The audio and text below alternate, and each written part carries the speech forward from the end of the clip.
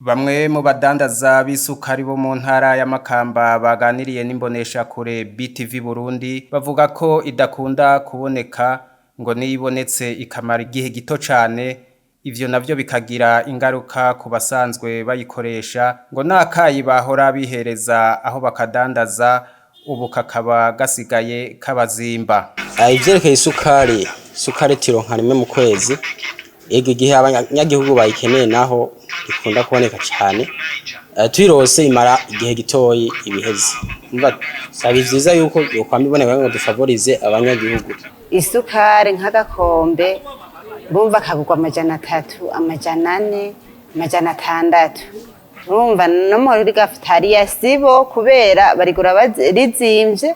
Urumva kugenda uradoda naho ku gakombe hari naho batunguka no kunguka.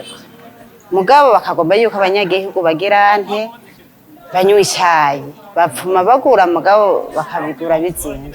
Urumva ufise 200 uciraba ko ati ngura agasukari naho akeneye ibindi. Urumva baranyotewe kwe n'intare bakinywa isukari kandi sabana gusa n'abakuze bose bararikeneye cyane. Bagasaba leta ko yobagarukira ikaja irabaronsa ako gasukari nka kera kandi ku giciro kizimbutse. Rero turasavye leta no kuri tugarukire abantu no kuri baronka gasukari nka kera.